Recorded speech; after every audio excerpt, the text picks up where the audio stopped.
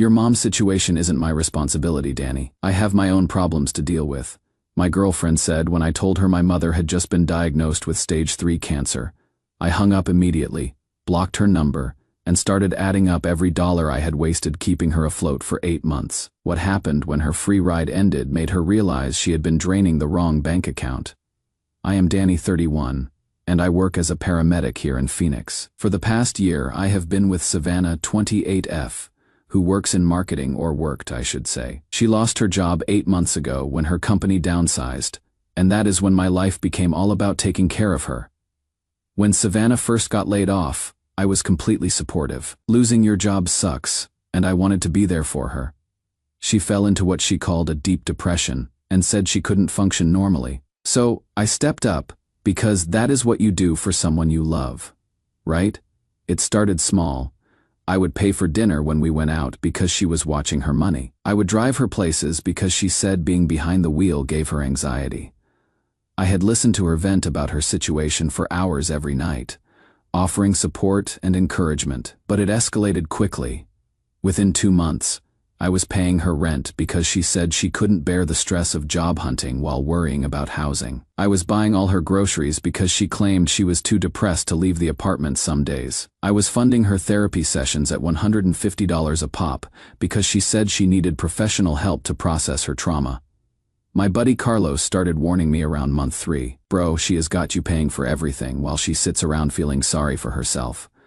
When is the last time she even applied for a job? I defended her. She is going through something real, man. Depression isn't just being sad. She needs support.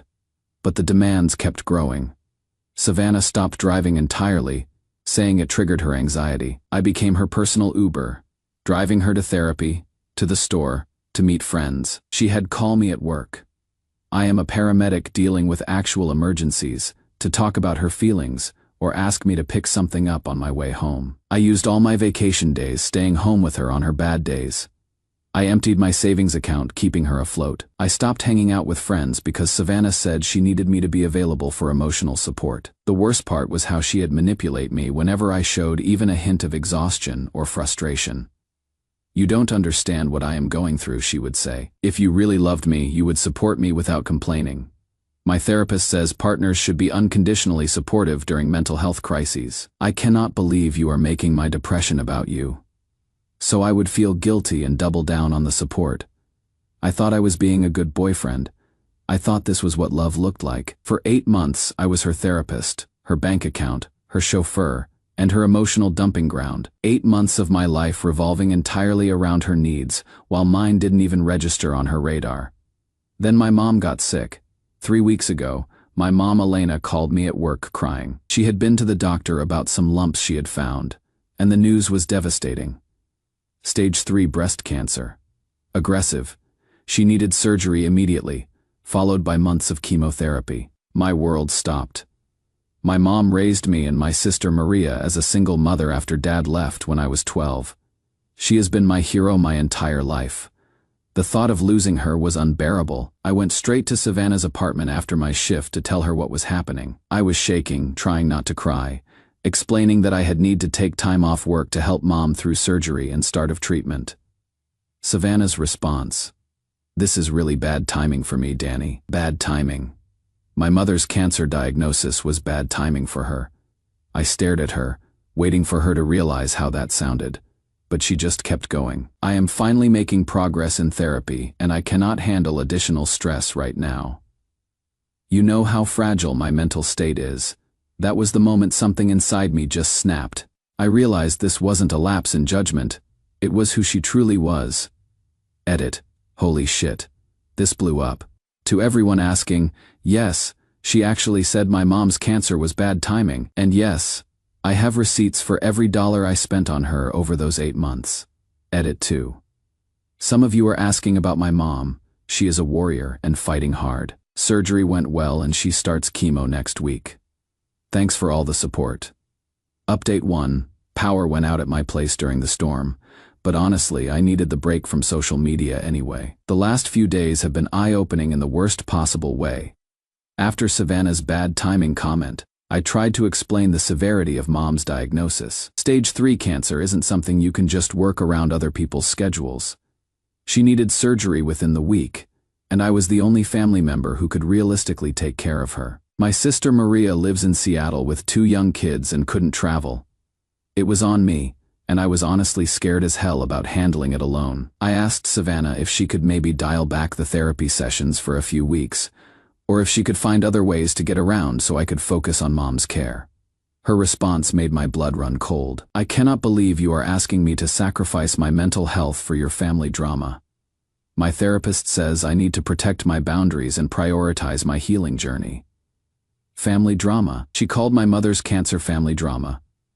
When I pointed out that I had been supporting her through her crisis for 8 months, she had the audacity to say, "That is different.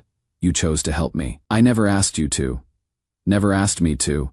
8 months of paying her rent, groceries, therapy, gas money, and she never asked for any of it. "What do you call it when you text me that your rent is due and you are stressed about money?" I asked her. "That is just communicating my needs.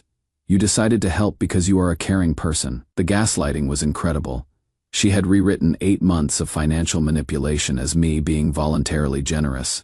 But it got worse. The day before Mom's surgery, I was at the hospital for her pre-op appointment. I was terrified, trying to stay strong for her, and I called Savannah just to hear a supportive voice. "Hey babe, I am at the hospital with Mom. Surgery's tomorrow morning. I could really use Danny. I really cannot handle this energy right now," she interrupted. "I have my therapy session in an hour and I need to be in the right headspace." I sat there in the hospital parking lot, watching my mom struggle to walk to the car after her appointment, listening to my girlfriend tell me she couldn't handle my energy. "My therapist says I need to protect my mental health first," she continued. "You need to find other family members to help or figure out other options. Other options for my mother's cancer treatment." I hung up without saying another word. That night, while I was helping Mom prepare for surgery, organizing her medications, setting up the couch where she'd need to sleep because stairs would be too difficult, meal planning for her recovery, Savannah texted me. "You seemed upset earlier. Remember, my therapist says partners need to communicate about boundaries instead of giving silent treatment." I didn't respond. Surgery day was brutal. Mom was in for 4 hours. I sat in that waiting room alone, checking my phone hoping for at least a thinking of you text from my girlfriend of a year. Nothing. When the surgeon finally came out to say Mom was okay, but they had found more affected tissue than expected, meaning more aggressive chemo, I broke down crying in relief and terror. I called Carlos, my buddy from work. He came straight to the hospital and sat with me while Mom recovered. A friend cared more about my family crisis than my girlfriend did. That evening, I got a text from Savannah. "How did the thing go today?" The thing. My mother's cancer surgery was the thing. I didn't respond to that either. The next day, I missed paying for Savannah's therapy session because I was at the pharmacy picking up Mom's pain medication and anti-nausea drugs. The cancer meds cost $400 out of pocket, even with insurance. Savannah called me screaming, "You are being completely selfish. I needed that session today and now I have to reschedule. Do you know how hard it is to get therapy appointments?" I was standing in the pharmacy, holding $400 worth of cancer drugs, listening to my girlfriend scream at me about missing her $150 therapy payment. "Savannah," I said quietly, "my mom has cancer. And I have depression. My mental health matters too. You are being emotionally unavailable when I need you most." That is when it hit me. She genuinely believed her convenience was more important than my mother's life. Edit. Carlos came over last night and helped me go through my bank statements. I have spent $12,600 on Savannah over the past 8 months. Rent, groceries, therapy, gas money, emergency expenses. $12,600. Edit 2. For everyone asking why I didn't see it sooner, when someone tells you they are depressed and need help, and you are naturally a caring person, you don't want to question whether they are taking advantage. I thought I was being supportive. Update 2. Had to stay off Reddit while dealing with Mom's first chemo session, but I am back with an update that will probably make your blood boil as much as mine did. Mom's chemo started Monday, and it has been rough, but she is hanging in there.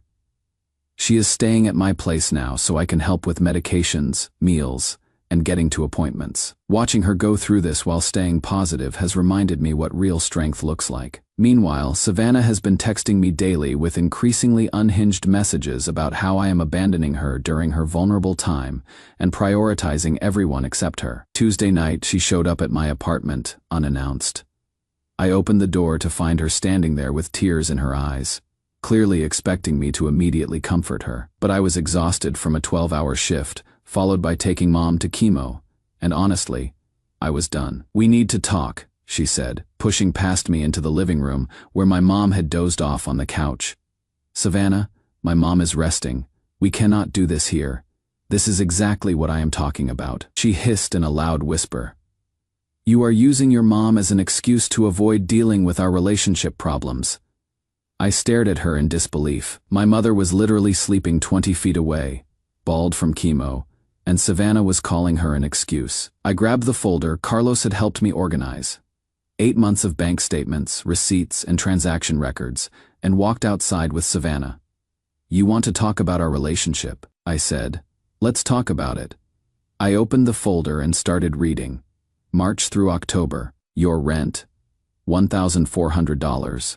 Per month, for 8 months equals $11,200. Your groceries, roughly $300.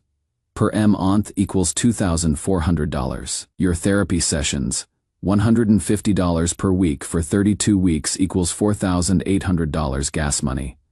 Emergency expenses, dinners out, approximately $2,200. She was staring at me like I was speaking a foreign language. "Total amount I have spent supporting you through your crisis, $20,600. Her face went white. "Now," I continued, "let's talk about what you have contributed to my crisis. My mom was diagnosed with cancer 3 weeks ago. In that time, you have asked about her condition exactly 0 times. You have offered to help exactly 0 times. You have shown up for me exactly 0 times. But you have expected me to continue funding your lifestyle while I am paying for cancer medications and taking unpaid time off to care for my dying mother." Savannah finally found her voice. "Savannah finally through a mental health crisis. And I am going through my mother's cancer diagnosis. Which one of us is facing a life-threatening situation? Mental health is life-threatening. Depression can be fatal." I had heard this argument before, but this time I was ready for it. "You are absolutely right. Depression can be serious. That is why I supported you getting treatment for 8 months. But tell me, Savannah, in those 8 months of therapy I paid for, what exactly did you work on?" She got defensive. "I don't have to justify my therapy to you, fair enough, but I can justify mine. Because I started seeing a counselor last week to help me cope with Mom's diagnosis, and you know what he told me?" She crossed her arms, waiting. "He said that healthy relationships require mutual support, that when one partner is in crisis, the other steps up temporarily, but that dynamic should eventually balance out. He also said that people who use therapy language to avoid responsibility for their actions are actually manipulating the therapeutic process." Her face was getting red now, and when I described our relationship dynamic over the past year, he said I wasn't in a partnership. I was funding someone else's lifestyle while they avoided adult responsibilities. That is when Savannah's mask completely came off. "You are such a martyr," she screamed. "You act like you are so generous and caring, but you are just trying to control me with money, control you." "Savannah, I never asked for anything except basic human decency when my mother got cancer. I don't owe you anything. I never asked you to pay for my stuff." "You are right," I said calmly. "You never asked. You just expected. And when I couldn't meet your expectations because of a family emergency, you called me selfish." She was fully crying now, but they weren't sad tears. They were angry tears. "You are abandoning me when I need you most. After everything we have been through." "Everything we have been through? You mean everything I have carried you through while you contributed nothing? I gave you emotional support." I laughed, and it wasn't a nice laugh. "Emotional support, Savannah? You called my mother's cancer. Bad timing. You told me to find other options for her care. You called it family drama. You haven't asked about her condition once in 3 weeks. You screamed at me for missing your therapy payment while I was buying her cancer medications. If that is what you call emotional support, then I understand why your relationships don't work." That is when she really lost it. You are going to regret this. I am the best thing that ever happened to you. You are nothing without me. You know what, Savannah? You are probably right. Without you, I am just a guy who has $20,600 more in his bank account and can actually focus on his family when they need him. I walked back toward my apartment. We are done. Don't contact me again. You cannot just throw away our relationship, she screamed after me. I am not throwing it away, I called back. I am protecting my mental health. My therapist says that is important. I stood there for a long moment after that, heart still pounding, realizing how strange it felt to finally say those words out loud and mean them. For the first time in months, the silence that followed didn't feel empty. It felt like peace. Edit. Mom heard the shouting and asked what happened. When I told her, she said, Mijo, I was wondering when you would realize that girl was using you. Moms always know. Edit 2. Savannah has been texting me non-stop since Tuesday. The messages started with apologies and have devolved into accusations. I am saving everything in case I need a restraining order. Final update: had to get a new phone after my old one completely crashed from water damage during a late-night shift at the station. Honestly, the digital break was probably a blessing in disguise. It gave me time to clear my head and focus on what actually matters.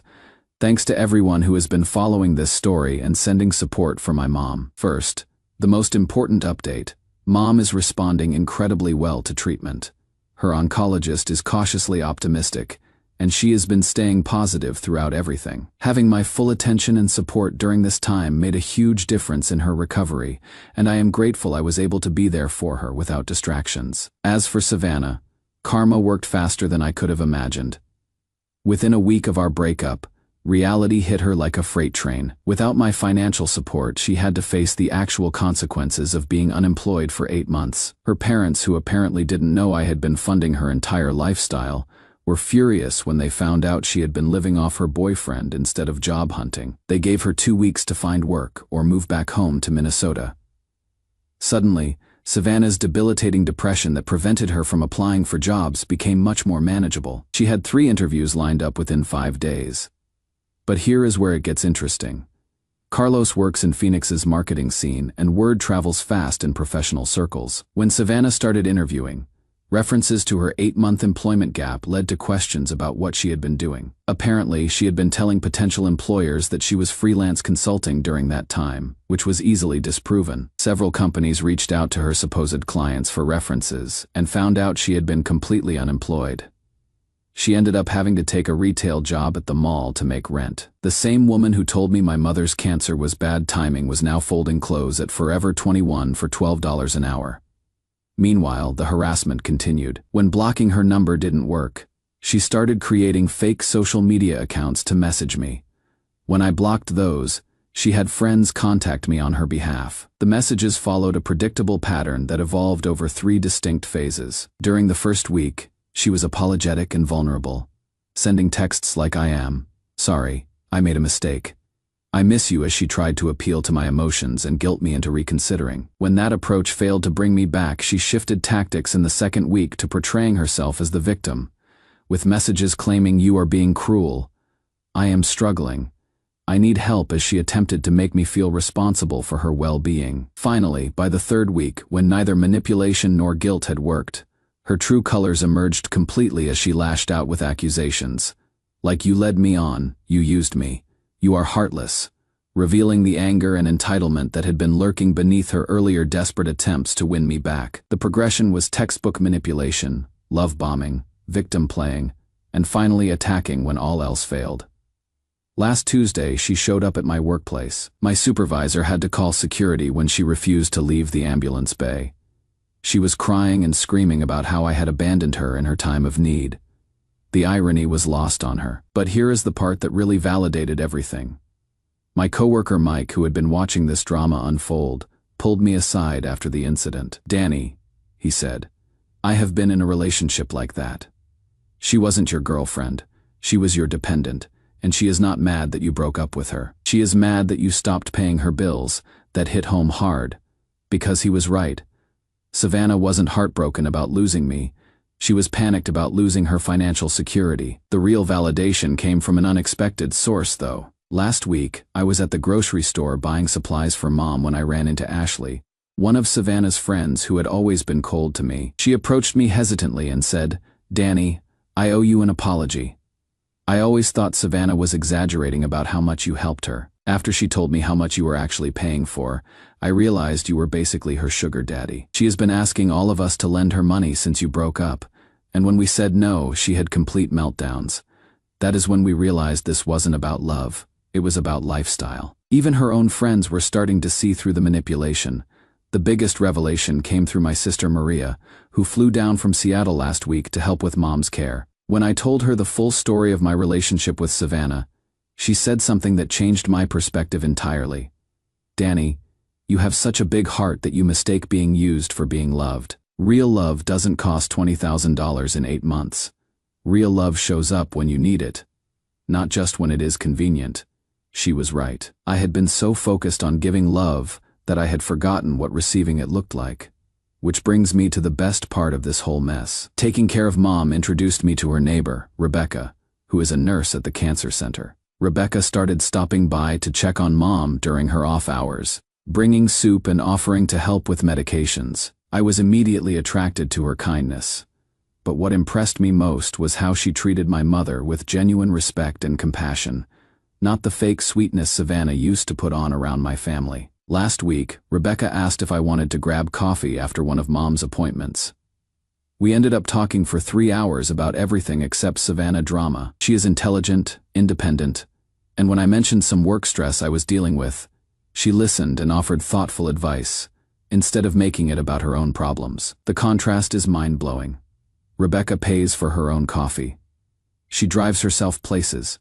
She asks about my family and remembers what I tell her. She has her own life, interests, and goals that don't revolve around what I can provide her. We are taking things slow because of everything with Mom, but for the first time in over a year, I am excited about spending time with someone instead of dreading what they will need from me. As for Savannah, I heard through the grapevine that she has been posting on social media about toxic men who abandon women during vulnerable times, and learning to value herself after being manipulated. The lack of self-awareness is stunning, but I am not surprised. People who take that much from others rarely acknowledge their own behavior. I spent 8 months thinking I was being a good boyfriend, but I wasn't in a relationship. I was running a charity that came with sex. The moment I needed something back, the truth became crystal clear. Thanks Reddit for helping me see the situation clearly when I was too close to it. Sometimes you need outside perspective to realize you are not being loving, you are being used. Edit. For everyone asking about Mom, next scan is in 2 weeks, but her energy is coming back and she has been cooking again, which is a great sign. Rebecca has been amazing with her, and Mom keeps hinting that she approves of this one. Edit 2. Someone asked if I would take Savannah back if she showed genuine change.